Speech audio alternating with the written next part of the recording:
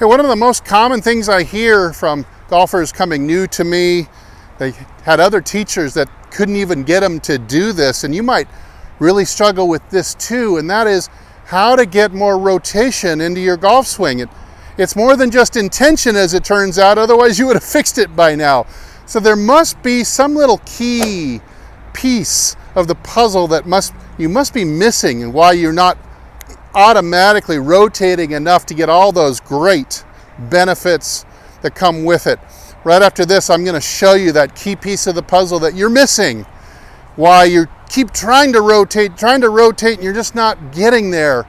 You're going to fix that, I promise. Right after this, stay tuned.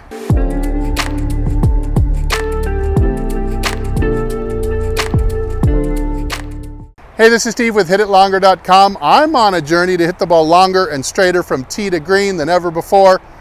If you are too, I hope you give a like and subscribe. All right, so we're going to use a stick and a chair to illustrate the move that you are missing that is preventing you from getting all the rotation that you're after in your golf swing. Why does your stall keep turning no matter how much you're trying to turn? It never seems to turn. You're hitting it, you're blocking it, you're chunking it, hitting it thin, all these, no compression, no forward lean, all these things that come with not rotating. Probably familiar with a lot of them. I want to show you, and don't panic, I'm going to show you this same motion from the down the line angle in a second. We're going to repeat this. I'm using the chair for my rump, and I'm going to use the stick as a rotation indicator. So let's say right here I'm at 0 degrees of net positive rotation. This is essentially address. And so a lot of you look at yourself on video and you look like you're just right back at address again in terms of rotation. So I'm going to make the average pivot here that I see people making who have no rotation. And that is a shift of the weight to a right center field vector, or out to right field, just like this. Now this is going to be much more revealing from down the line, but you've got to see from this angle that this move nets me about 1 hour of rotation. So I've gone from about 12 o'clock from my perspective to 11 o'clock. You can see it's about 30 degrees of rotation. But when you can move, and this becomes a ground up ankle, knee, hip, chest response that you're missing. You're just missing this motion. Watch what happens now. And I'm not going to try to rotate any further than I did, just whatever comes naturally here. I am going to, as I make a little lateral slide move down this chair, I'm going to lift the chair here about 1 inch off the ground, and I'm going to draw my left knee into extension like this. Now watch what happens here. Again, this is about the same effort to rotate as I was doing on the first one. But all of a sudden now I'm 2 hours. I'm at 10 o'clock now.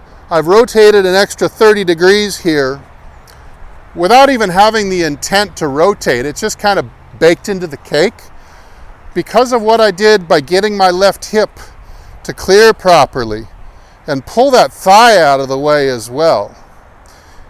That really allows the hips and the chest to turn around the corner double of what I showed you in the first example. So that's 30 extra degrees.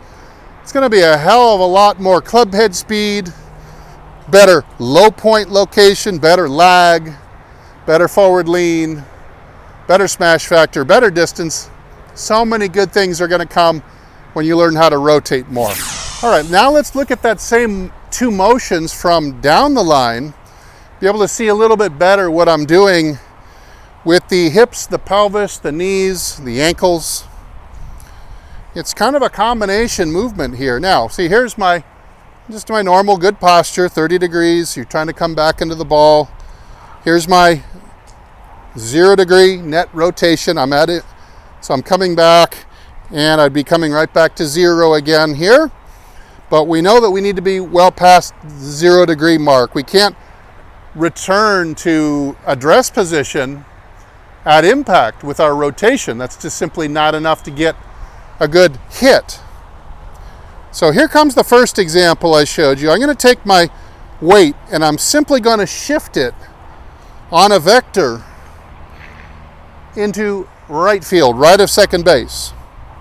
And that would look something like this. There's my 1 hour of rotation, about 30 degrees to 11 o'clock. But now look at the position I'm in. This is probably what you look like too. All of a sudden I've gotten very tall. I've lost my 30 degrees. I'm closer to 10 if I'm lucky now. So I've got this big gap now that I've moved away from the chair in what some people will call early extension. That's referring to the hip joint going into extension, losing all its flexion. Now, this is also really closing me off, preventing me from rotating freely. What would happen, and this is why you cannot rotate no matter how hard you try, if I try to rotate from this position, I'm going to fall over. My balance at this point, it's too precarious, and there's no rotation actually built into the motion.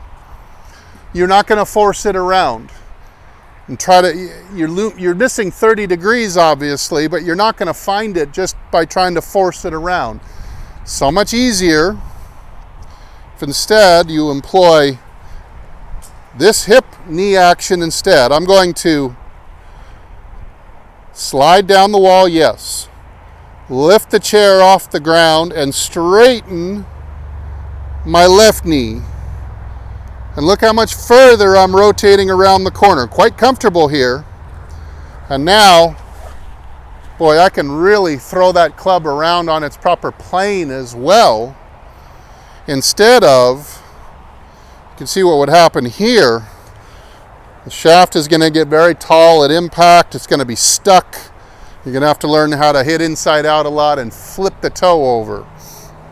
A lot of Army golf being played this way, as well as no low point control. So, super key movement here.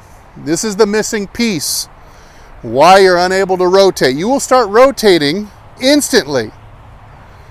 30 more degrees or double when you start making this move. Look at this. My back is almost to you. I look like Trevino. Tons of rotation. David Duvall.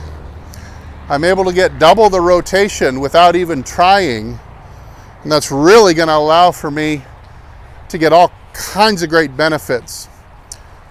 More rotation is maybe the number one weakness of most golfers out there whose handicaps stall.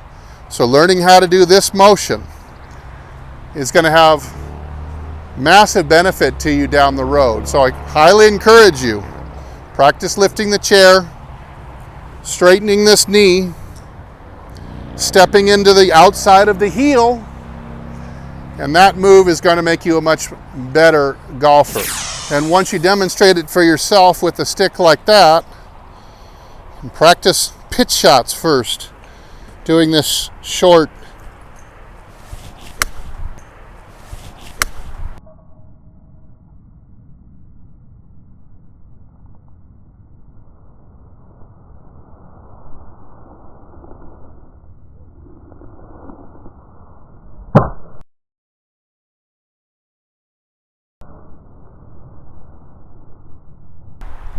just like that. Practice some swings and you'll see how much more rotation you're getting and how that's going to allow you to get on plane, get the low point in front, add club head speed. Everything will come when you can master this key little move. It's not nearly as complicated as you might have thought. It's not such a mystery anymore, hopefully. Try my stick and chair exercise and see if you can't get a little more rotation yourself. Leave a comment down below if you have any questions. I hope this helps you a lot. Bridge the gap. Really go nuts with your handicap this season. Hey, I'm Steve. Thanks for watching. As usual, I'll either see you in the next video or I'll see you longer and straighter down the fairway. Everybody take good care.